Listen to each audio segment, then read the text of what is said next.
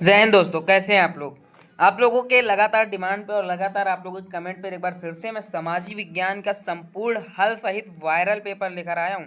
समाजीय विज्ञान का वह पेपर जो आप लोगों के कम से कम नहीं 40 से 45 नंबर क्लियर करा के जाएगा। और साथ ही साथ मैं हर कह सकता हूँ कि इस पेपर के बाद आप लोगों को ज़्यादा वीडियोस देखने की ज़रूरत नहीं पड़ेगी। ठीक है, तो बिना किसी देरी के वीडियो शुरू करते हैं और आगे की चर्चाएं करते हैं। लेकिन उसके लिए अगर आप भी हाई स्कूल में हैं और अपनी तैयारी को एक बेहतरीन स्पीड देना चाहते हैं तो चैनल को सब्सक्राइब कर लीजिए, वीडियो को लाइक कर दीजिए। जैसे ही मेरे चैनल पर 100 सब्सक्राइबर हो जाएंगे मैं आप लोगों के लिए वीडियोज़ की संख्या को बढ़ा दूंगा, वीडियोज़ की संख्या बढ़ा दूंगा, वीडियोज़ की क्वालिटी बढ़ा दूंगा, प्रश्नों की क्वालिटी बढ़ा दूंगा।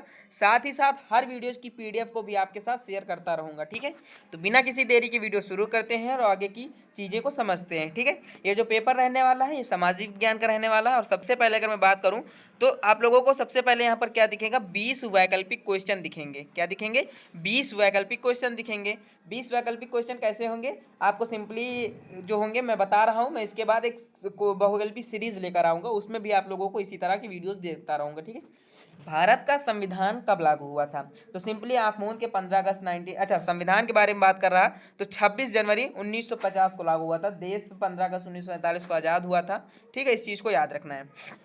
हरित क्रांति किससे संबंधित है? तो हरित क्रांति कृषि से संबंधित है। सत्याग्रह का शब्द क्या है? मतलब सत्य का आग्रह, सत्य के लिए आग्रह। ठीक है, ये इसका सही आंसर हो जाएगा। ठीक है, क्वेश्चन नंबर 4 है हमारा, जल प्रदूषण का मुख्य कारण क्या है?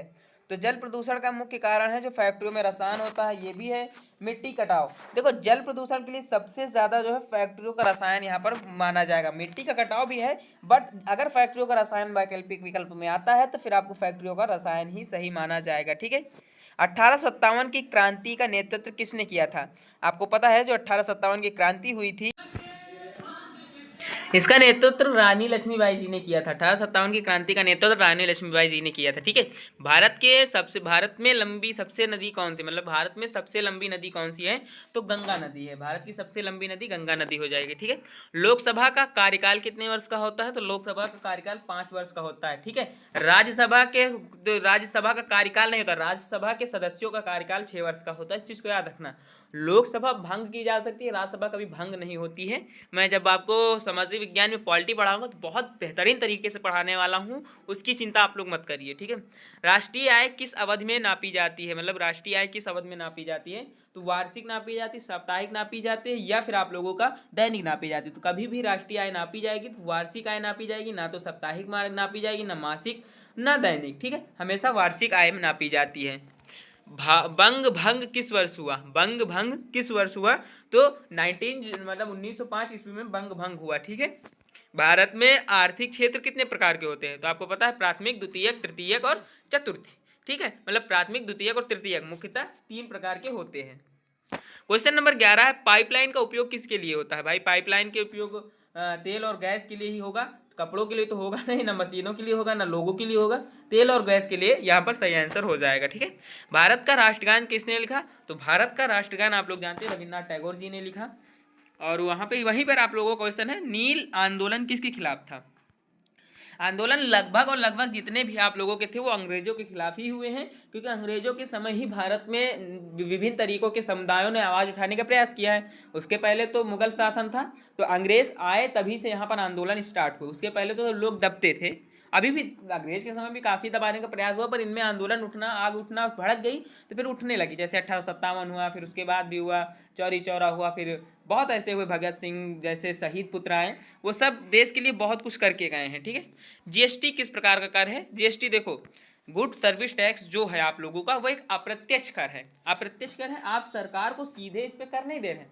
आप एक वस्तु खरीद रहे हैं, वस्तु का मालिक उस वस्तु को खरीद रहे हैं, उस वस्तु से कुछ प्रतिशत जो टैक्स लगा वो सरकार को जा रही है। आप प्रत्यक्ष रूप में सरकार को कोई कर नहीं दे रहे हैं, अप्रत्यक्ष रूप में आपसे सरकार कर ले रही है। ठीक है, विश्व पर्यावरण दिवस कब मनाया जाता है? तो विश्व पर्यावरण दिवस कब मनाया जाता है? विश्व पर्यावरण दिवस जो है 5 जून को मनाया जाता है।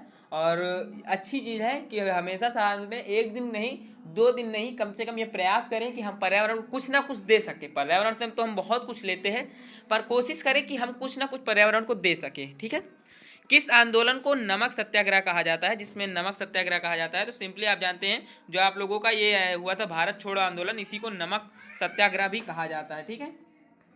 क्वेश्चन नंबर 17 भारत में रेल मार्ग किस क्षेत्र में आता है? प्राथमिक में आता है, द्वितीयक में आता है, तृतीयक में आता है, चतुर्थक में आता है? तो मुख्यतः 3 ही होते हैं। तो भारत में जो रेल मंत्रालय है ये तृतीयक क्षेत्र में आता है। ठीक है। संसाधनों का संरक्षण का एक तरीका है। संसाधन के संरक्षण कैसे कर सकते हैं? अत्याधिक दोहन से तो होगा नहीं, रिसाइकलिंग से भी नहीं, प्रदूषण से भी, मतलब रिसाइकलिंग ही इसका सही आंसर लग रहा है। रिसाइकलिंग ही इसका सही आंसर है, क्योंकि प्रदूषण से भी तो आप लोग कोई संरक्षण है नहीं, प्रदूषण तो संरक्षण के विरुद्ध आता है, बर्बादी भी कुछ नहीं होगा, तो रिसाइकलिंग ही है। पर हर संसाधन का रिसाइकल होना बहुत मतलब रेयर है। अब पेट्रोल का तो रिसाइकल हो नहीं सकता है, डीजल का तो रिसाइकल हो नहीं सकता है, लेकिन बहुत सी ऐसी चीज़ें जिनका रिसाइकल हो सकता है। संघवाद का क्या अर्थ है? तो संघवाद का आप लोग जानते हैं, संघवाद का अर्थ है दो या एकाधिक स्तर की सरकार, मतलब दो या एकाधिक। अपने यहाँ कितने स्तर की सरकार? अपने यहाँ तो 3 तरह की सरकारें हैं, केंद्र सरकार, राज्य सरकार, फिर आपका आता है नगर पंचायत। ठीक है। अब उसके बाद बात करें संविधान को बनाने के लिए बनाई गई सभा का क्या नाम था? तो संविधान को जो बनाने के लिए बनाई गई सभा थी उसे ही संविधान सभा कहते हैं। अध्यक्ष उपाध्यक्ष जब पढ़ाएंगे आपको तो आप बिल्कुल बेफिक्र रहिए, मैं गारंटेड कह सकता हूँ पॉलिटी ऐसी पढ़ाने वाला हूँ कि एक बार में ही आपको समझ में आ जाएगा। ठीक है। अब यहाँ से आपके 2 अंक और 5 नंबर वाले क्वेश्चन शुरू होते हैं। सबसे पहला क्वेश्चन अगर मैं बताऊँ आप लोगों को, तो संसाधन क्या है? प्रकृति, मानव या तकनीक द्वारा प्राप्त वह वस्तु जो उपयोगी हो संसाधन कहलाती है। ठीक है। उदाहरण के लिए अगर मैं बात करूँ, जल, खनिज, वन, मानव कौशल आदि। ठीक है। क्वेश्चन नंबर 2 है हमारा, वैश्वीकरण क्या है? तो वैश्वीकरण वह प्रक्रिया है जिसमें दुनिया के देशों के बीच आर्थिक, सांस्कृतिक और सामाजिक संपर्क बढ़ता है। व्यापार, तकनीक और संचार इसका मुख्य आधार है। तो यही वैश्वीकरण कहलाता है। ठीक है। लोकतंत्र की 2 विशेषताएं लिखिए। तो लोकतंत्र की 2 विशेषताएं, जनता सर्वोच्च होती है, सरकार जनता के प्रति जवाबदेही होती है। हालांकि जब सरकार बन जाती है तो वादे झूठे होने लगते हैं, किए गए सारे वादे झूठे होते हैं। सरकार कभी भी आपका जो है सभी का, ये नहीं कहता हूँ कि सरकारें कभी भी सभी का सहयोग कर सकती है, सरकारें सभी को उन्नत कर सकती हैं, पर सरकारें कुछ किए हुए वादों को कर कर देश की सुगमता और देश की सरलता को बढ़ा सकती हैं। दांडी यात्रा क्यों की गई थी? तो सिंपली अंग्रेजों द्वारा नमक पर रोक लगाए के कारण जाने के विरोध में गांधी जी ने नमक कानून तोड़ने के लिए 1930 में दांडी यात्रा की थी, जिसे दांडी मार्च कहा जाता है। तृतीयक क्षेत्र क्या है? कोई 2 उदाहरण दीजिए। तो सेवा प्रदान करने वाला क्षेत्र तृतीयक क्षेत्र कहलाता है, जैसे बैंकिंग, परिवहन में भी मैंने रेल जो बताया था, रेल, इसका उदाहरण लिख सकते हैं। और बीमा और संचार, ये मतलब कि सेवा प्रदान करने वाला क्षेत्र जो होता है वो तृतीयक क्षेत्र कहलाता है। ठीक है। सेक्शन 5, अब यहाँ पर आप लोगों के 5 नंबर क्वेश्चन आते हैं। हरित क्रांति क्या थी? इसके लाभ और हानि लिखिए। देखो, हरित क्रांति 1960 के दशक में भारत में कृषि क्षेत्र में लाई गई तकनीकी क्रांति थी, जिसमें HVY बीज, रासायनिक खादें, कीटनाशक, सिंचाई और आधुनिक मशीनों का उपयोग बढ़ा। ये तो हो गया एक इसका। ठीक है। मतलब क्या हो, खाद्यान्न के उत्पादन में वृद्धि हुई, लाभ एक हो गया। किसानों की आय भी बढ़ी, जब वृद्धि होगी तो आय बढ़ेगी। खाद्यान्न आयात पर निर्भरता कम हुई, मतलब कि आयात पर निर्भरता कम हुई, हम लोग निर्यात करने लगे, ऐसा भी समय आया भारत में। ठीक है। अब हानि क्या है? जब ज़्यादा भूमि से कार्य करेंगे, ज़्यादा भूमि से उत्पन्न करेंगे, तो भूमि की उर्वरकता कम होने लगी, धनी और गरीब किसानों में अंतर बढ़ा। ये धनी और गरीब किसानों में अंतर बढ़ने लगा, क्योंकि क्यों बढ़ने लगा? जो अमीर था वो और ज़्यादा उत्पन्न करने लगा, और ज़्यादा उसको प्रॉफिट हुआ। गरीब जो रह गया उसमें उतना ज़्यादा प्रॉफिट उसको नहीं मिल पा रहा था, क्योंकि पहले से ही वो काफ़ी ज़्यादा दबा हुआ था। ठीक है। 1857 की क्रांति के जो प्रमुख कारण थे वो क्या थे? तो यहाँ पे मैं 5 कारण लेकर आया हूँ। उत्तर के बारे में बताऊँ तो सैन्य असंतोष था, कारतूसों में चर्बी की अफवाह से जो सैन्य में मतलब कि यहाँ पर सैन्य में असंतोष फैल गया। आर्थिक शोषण, भारी कर व्यापार में एकाधिकार होने लगा। सामाजिक धार्मिक कारण, सती प्रथा का उन्मूलन और सामाजिक सुधारों का विधार होने लगा। ठीक है। राजनीतिक कारण, लैप्स की नीति, ये सारी चीज़ें होने लगी। अगर अंग्रेजों की दमनकारी रवैया, यहाँ से दमनकारी इनकी चीज़ें स्टार्ट होने लगी। आपको पता है कि अंग्रेज ने एक ही कार्य मेरे हिसाब से अच्छा किया था कि उन्होंने सती प्रथा को रोका था। राजा राम मोहन राय भी इसके बहुत खिलाफ थे, बट अंग्रेजों ने पूर्णतया इस पर रोक लगा दी थी कि सती प्रथा नहीं होगी। इस वजह से मैं केवल एक यही कारण है जिससे मैं अंग्रेजों का सपोर्ट में हूँ कि अंग्रेज सही थे। बट उसके अलावा बहुत सी ऐसी चीज़ें कि 4 लाख टन से अधिक ज़्यादा सोना आज़ादी के बाद भी ले जाया गया भारत से, तो यहाँ पर मैं थोड़ा मानता हूँ। क्वेश्चन नंबर 3 है, भारत का संविधान कैसे बना? इसकी प्रमुख विशेषताएं लिखिए। तो भारत का संविधान जो है 1946 में संविधान सभा की गठन हुआ। लगभग 2 वर्ष 11 माह 18 दिन में संविधान का निर्माण हुआ।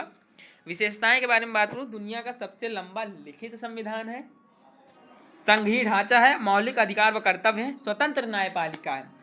एक स्वतंत्र न्यायपालिका, आपने 42वां संविधान संशोधन सुना होगा, मैं बता देता हूँ, जरूरी है। 42वां संविधान संशोधन ने ऐसे ऐसे कानून बनाए थे इस देश में जिसमें न्यायपालिका स्वतंत्रता खो रही थी अपनी। तो न्यायपालिका ने स्वतः, जो कि संविधान का अधिकार है कि न्यायपालिका स्वतः ही कोई कानून को स्वतः मोटिव कर सकती है, स्वतः उसके बारे में जानकारी लेकर उसे बंद कर सकती है। तो 42वें संविधान के संशोधन में उसके बाद आए सरकार में काफ़ी ज़्यादा संशोधन कराकर एक बार फिर से न्यायपालिका स्वतंत्र हो गई। तभी से स्वतंत्र न्यायपालिका और धर्मनिरपेक्ष राष्ट्र हो गया। हालांकि धार्मिक बहुत चलता है यहाँ पे, भारत का कोई राष्ट्रीय धर्म नहीं है, मैं बता दूँ, ठीक है, और ना ही भारत का कोई राजकीय धर्म है। भारत प्रमुख धर्म में 4 हैं और उन्हीं पे ये पूरा शासन करता है, इसलिए भारत का संविधान किसी भी धर्म को सर्वोपरि नहीं मानता है। क्वेश्चन नंबर 4 है, जल संसाधनों को का संरक्षण क्यों आवश्यक, उपाय लिखिए। जलीय जीवन का आधार है, इसका इसलिए संरक्षण जरूरी है। कैसे वर्षा जल संचयन होता है, नदियों की सफाई की जानी चाहिए, भूजल रिचार्ज होना है, जल का पुनः उपयोग और सिंचाई की आधुनिक तकनीकें जो कि भारत में लागू हैं, ठीक है। उपभोक्ता अधिकार क्या है, इसके महत्व को समझाइए। देखो मैं सिंपली बता दूं, उपभोक्ता को मिलने वाला अधिकार उपभोक्ता अधिकार कहलाता है। जैसे सुरक्षा का अधिकार है, सूचना का अधिकार है, जिसे आरटीआई आप कहते हैं, और अब आरटीआई के तहत आपको बहुत सी जानकारी मिलती है। उसके बाद चयन का अधिकार है, सुने जाने का अधिकार है, निवारण का अधिकार है। हालांकि मैं इसके विरोध में हूँ। एक गरीब तबक का आदमी सुप्रीम कोर्ट पहुँच कर अपने आप को रख नहीं सकता, अपने आप को प्रस्तुत नहीं कर सकता है, ठीक है। तो इस चीज़ के मैं विरोध में हूँ। महत्व के बारे में बात करूँ, ये अधिकार उपभोक्ता को ठगी, खराब सामान, गलत जानकारी और अनुचित व्यापार से बचाते हैं, ठीक है। ये सारी चीज़ें थी, लगभग 5 क्वेश्चन मैंने बता दिए हैं। आशा है, उम्मीद है और विश्वास है कि आप लोगों को यह एक मॉडल पेपर समझ में आया होगा। मैं बहुत जल्द आप लोगों के लिए बहुत कुछ करने वाला हूँ। फरवरी में एग्जाम है, उसके पहले मैं समस्त सब्जेक्ट्स को आप लोगों को बता कर जाऊँगा। उम्मीद है, विश्वास है कि आप लोगों को चीज़ें समझ में आएंगी। बहुत जल्द इस पर कई क्लासेस आने वाली हैं, इसलिए बेल आइकन को प्रेस कर लीजिए। मिलता हूँ किसी और वीडियो के साथ, तब तक के लिए धन्यवाद।